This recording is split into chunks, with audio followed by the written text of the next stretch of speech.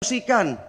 Kemudian dengan oh ini perteknya dari Kabupaten Bogor, oke lah mungkin di sini Kabupaten Bogor, PMK Bogor terindikasi juga terlibat terkait sengkarut alih guna lahan ini.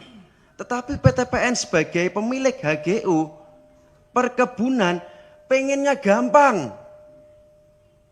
Oh produknya komoditinya nggak laku, nggak percaya saya Pak. Gampang alih fungsi. Koefisien wilayah terbangun. Kemudian izin lingkungan sudah. Pak jangan lupa Pak, Undang-Undang Nomor 39 tahun 2014 pasal 44 itu dijelaskan juga ada aturannya integrasi perkebunan dan kemudian diversifikasi, dan diversifikasi perkebunannya itu prioritasnya agrowisata loh Pak. Bukan kemudian bangun perumahan, bangun Jurassic Park atau apa itu. Bukan itu. Ini ambil gampangnya saja. Ini saya rasa kuncinya di PTPN 8 kemarin, di kepengurusan panjenengan, maaf, di kepengurusan sebelum panjenengan menjabat Pak tadi. Nggak tahu siapa itu direkturnya PTPN 8 itu. Publis aja di media sosial atau di medianya PTPN Pak. Biar nggak panjenengan yang cebok-cebok terus Pak Gani. Saya sebutkan Pak ya. Jaswita Lestari Jaya kolaps dengan Laksmana Jaya Tunggal. Mereka rencana bikin Hibix Park.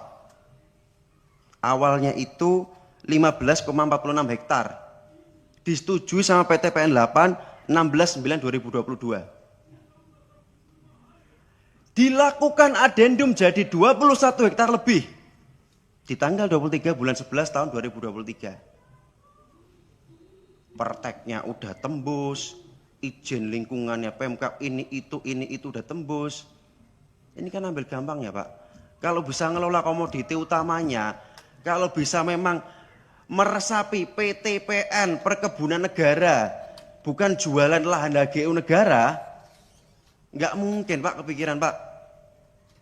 Itu kenapa saya selalu vokal dengan panjenengan, bukan saya ada sentimen sama panjenengan, enggak Pak. Orang bukunya bagus di bawah kepemimpinan panjenengan, Datu EBITDA dari 19 kali jadi 3 kali sekarang. Tapi kelakuan-kelakuan yang pingin cari gampangnya, kelakuan-kelakuan yang masih ada feodalnya, ini ternyata masih ada Pak, nyuwun sewu Pak. Kalau kemarin yang kejadian di Surabaya itu mungkin korbannya lingkungan sekitar dapil saya. Karena direndahkan sama direksinya PTPN 10, si Pak Tuhu itu, ini korbannya banyak Pak. Dari alih fungsi lahan. Yang ada di PTPN 8 dulunya, sekarang regional 2 PTPN 1. Monggo Pak, dicek, dimitigasi. Dan yang kemudian, ini perlu saya sampaikan juga kepada masyarakat, kepada publik. Ini juga banyak oknum yang nebeng di lahan panjenengan yang menyebabkan terjadinya berkurangnya resapan air. Betul Pak ya? Betul Pak ya? Itu sampaikan juga Pak. Jadi saya minta Pak Gani, satu, cek di semua wilayah panjenengan. Pak, fokusnya PTPN Pak, bukan jualan lahan Pak. Oke, optimalisasi aset kemudian disewakan, tapi jangan kemudian mencolotnya kejauhan Pak. Kemudian yang kedua, disampaikan saja kepada publik Pak. Kira-kira kemarin oknum-oknum yang terlibat itu siapa? Dan yang ketiga, di sini dijelasin ada okupasi sekitar 500 hektar yang itu dikuasai oleh oknum. Sampaikan aja kepada publik Pak. Oknumnya oknum seperti bagaimana Pak? Nggak usah kalau udah urusan kayak gini nggak usah ada ngaleng-ngaleng Pak. Nggak usah ada ditutup-tutupi, sampaikan aja. Karena insya Allah kalau semangatnya panjenengan untuk menertibkan, ya komisinya bersama dengan panjenengan. Tetapi dipastikan dulu rohnya PTPN, perkebunan negara, bukan jualan lahan HGU perkebunan negara Pak. Ihdinas siratal mustaqim. Kemudian tentu kami evaluasi seperti kami disampaikan, kami akan evaluasi semua apa yang kurang.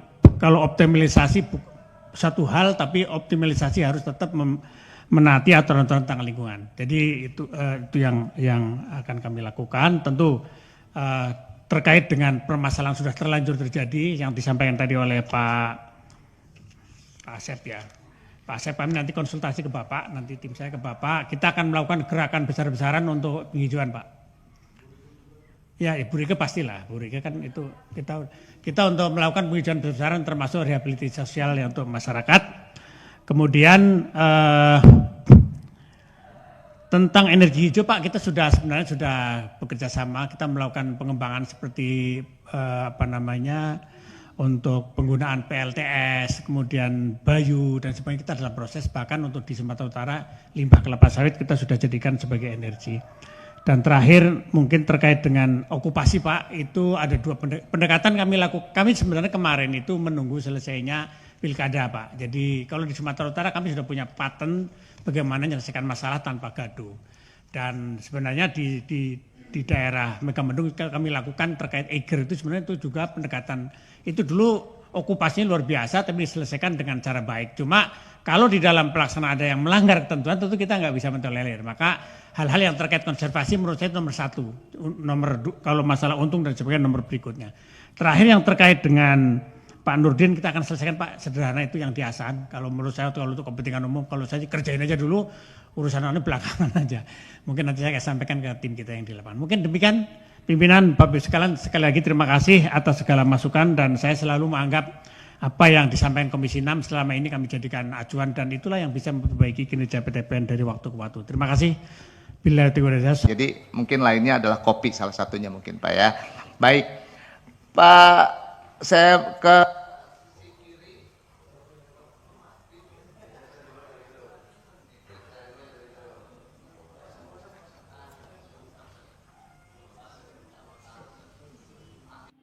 yang hari ini dipimpin langsung oleh Direktur Utama PTPN 3, Pak Abdul Ghani. Pertama, saya akan fokus kepada alih fungsi. Supaya tidak terlalu panjang, saya langsung bahwa kalau kita melihat wilayah ini sebetulnya sudah menjadi kawasan yang dilarang karena sudah masuk dalam DPCLS, yaitu dampak penting, cakupan luas, dan strategis. Karena ada dua sungai yang kemudian bergabung menjadi Sungai Bekasi itu.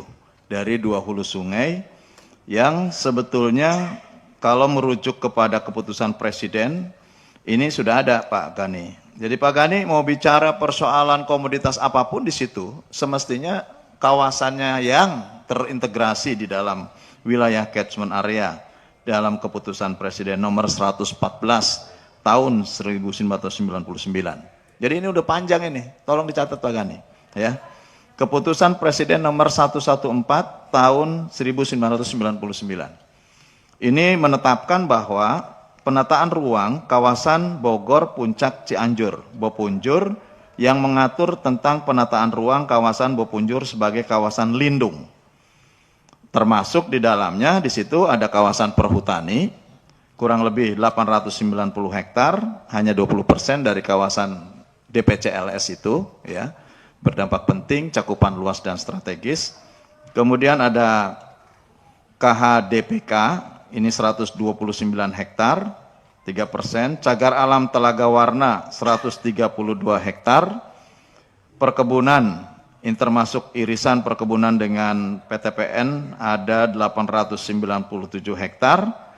Ada Taman Nasional Gunung Gede Pangrango, 842 hektar, dan kemudian ada areal penggunaan lain, termasuk juga kawasan PTPN yang terokupasi. Ya, jadi memang ini PTPN PR-nya besar. Kalau dari 1.623,19 hektar total luas lahannya, maka ada okupasinya 498,21 hektar, 30% diokupasi, dan hanya yang direbusasi itu hanya 25,09%. Jadi semestinya kan kalau kawasan di situ, kalau irisannya ada di perkebunan, kawasan areal perkebunan dan areal penggunaan lain 1.623, menurut saya Bapak kembali pelajari terkait dengan keputusan Presiden nomor 114 tahun 99. Nah oleh karena itu hitung-hitungannya seperti apa? Curah hujan di sana sudah dihitung bahwa membutuhkan catchment area sebesar 5.223.238 meter kubik. Itu kemampuan tampung. Karena curah hujannya itu cukup tinggi, 115,1 mm per hari. Nah, saat ini kemampuan penampungan air daya serap yang ada di wilayah itu, maka itu tadi harus kemudian menuju kepada reboisasi, hanya 2.555.685 meter kubik. Jadi ini hampir separuhnya, sehingga air yang biasa bisa diserap sebelumnya, semua ini ada kurang lebih 2.657.553 meter kubik lari semua ke Sungai Bekasi. Oleh karenanya, kalau memang hujannya nggak pernah berhenti di sana, maka air ini semua limpas. Belum lagi terjadi pendangkalan, kemudian daya serap di sekitar wilayah sungai juga. Ini memang tidak tercapai target-target untuk reboisasi. Oleh karena itu menurut saya tidak berdiri sendiri ya. PTPN tidak berdiri sendiri, aturannya sudah ada. Namun kalau melihat bagaimana komposisi distribusi lahan yang dimiliki oleh PTPN yang 1.623.019 hektar, menurut saya ini coba dikaji ulang. Nah, terokupasi ini untuk apa? Ini juga pertanyaan besar. Apakah semua di sana dijadikan perumahan, ataukah oleh para penguasa-penguasa? Karena sekarang penguasa itu jangan identik dengan orang pusat, kepala desa aja berkuasa sekarang ini, gitu. Ya seperti di kawasan kemarin Tangerang juga kepala desa yang berkuasa.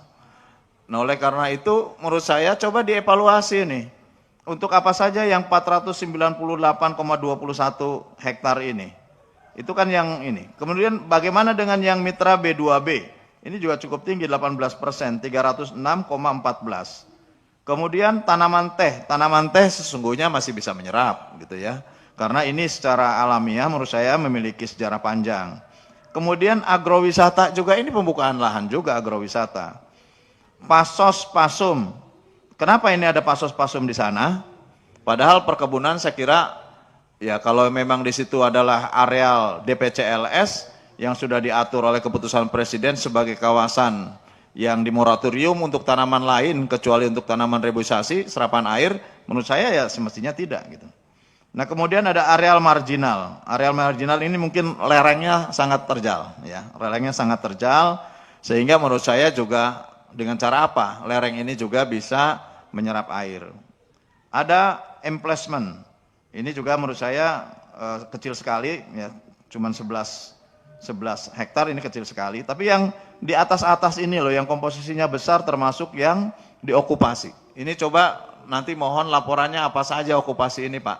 Ya, sehingga yang tadi saya sebutkan bahwa sesungguhnya masih ada hal-hal lain seperti di Cagar Alam Telaga Warna, kemudian Taman Nasional Gunung Gede Pangrango, dan KHDP. Berkat sepak terjang Kang Deddy mengusut tuntas mafia tanah, akhirnya DPR marah besar dan menuntut kepada BTPN untuk meluruskan semua permasalahan tentang lahan yang terindikasi oleh mafia-mafia tanah. Kali ini kita akan menyimak seperti apa sih kepribadian dari Kang Deddy Mulyadi sehingga bisa berani untuk melawan mafia-mafia tanah. Kita simak bersama.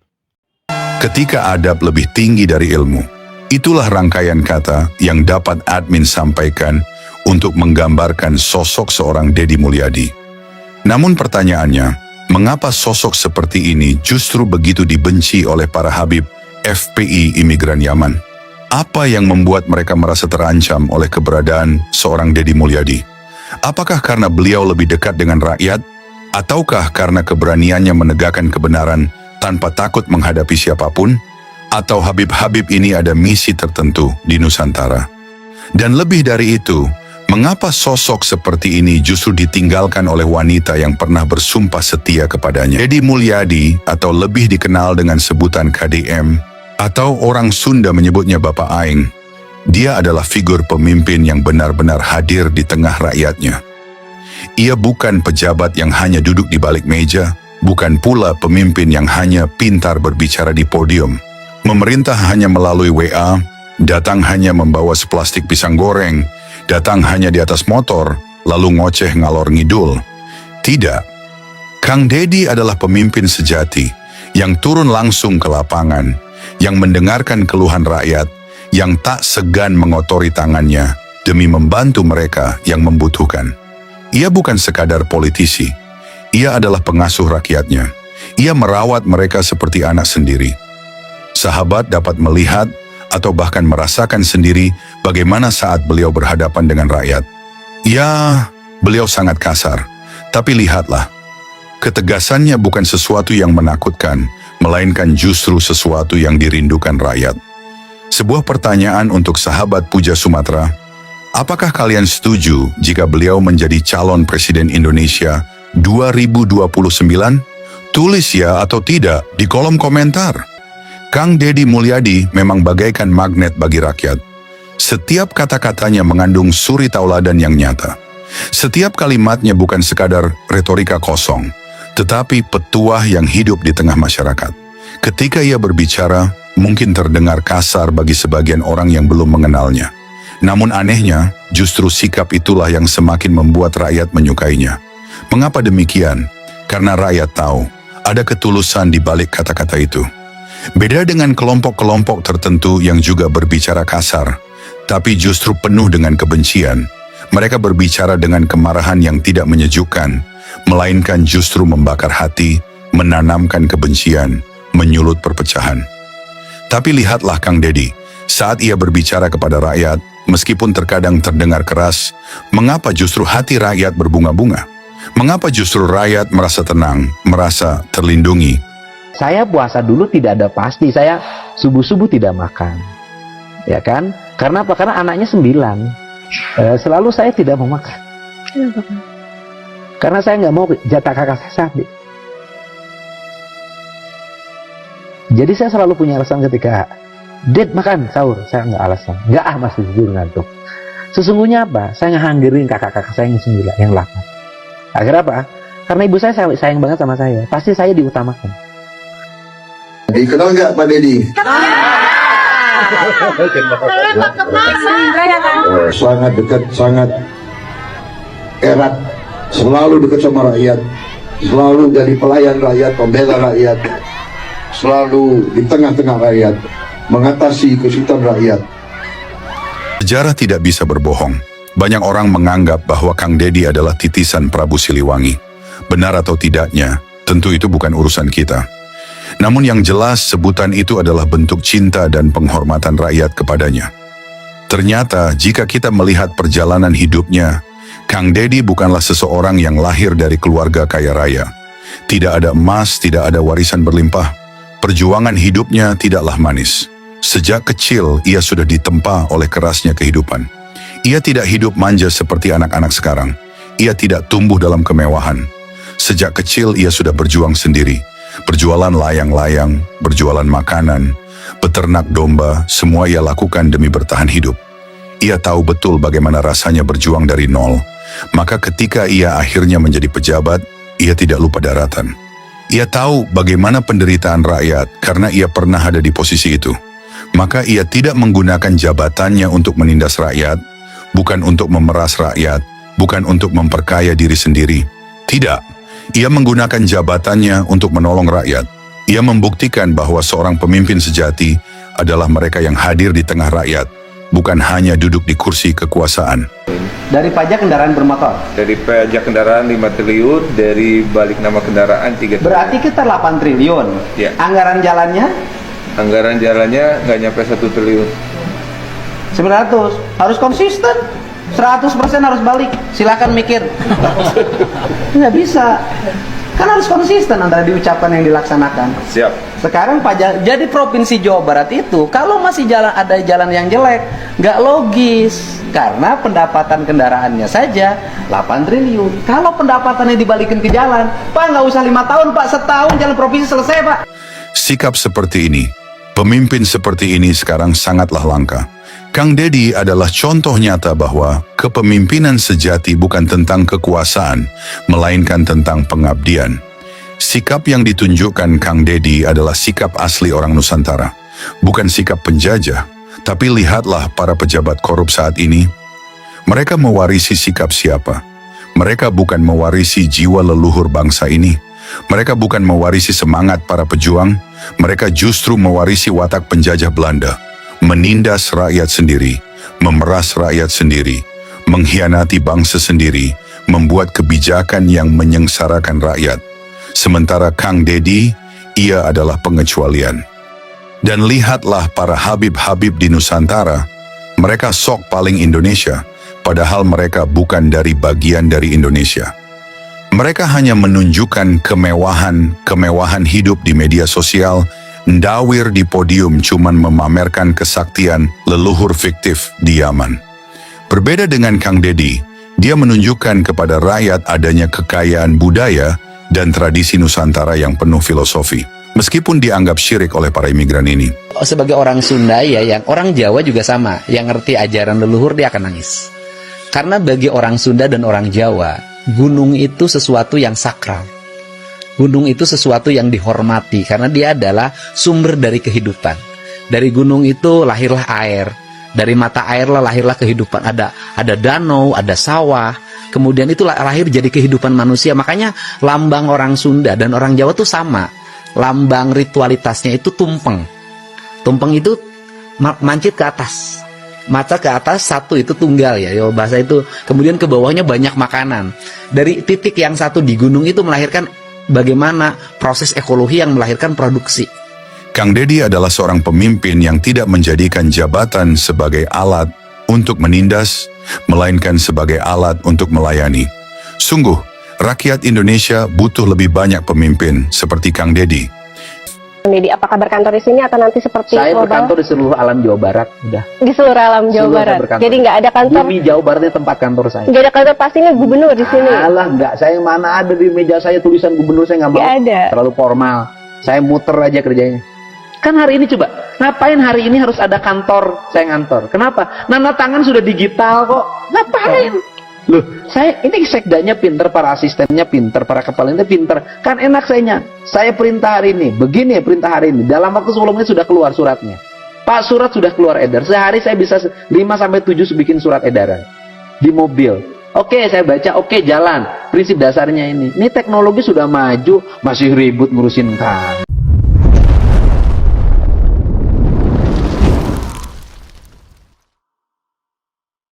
Itulah tadi kepribadian dari Kang Deddy Mulyadi yang patut dicontoh oleh para pejabat-pejabat pemerintah, serta sepak terjang yang menghasilkan beberapa temuan-temuan yang cepat dari Kang Deddy Mulyadi. Semoga saja para pejabat-pejabat pemerintah bisa mengambil pelajaran dari perjalanan hidup Kang Deddy Mulyadi. Bagaimana menurut pendapat teman-teman semua? Silahkan lanjut di kolom komentar. Terima kasih selalu support Arman Al-Fatih. Kita jumpa lagi di video selanjutnya. Assalamualaikum warahmatullahi wabarakatuh.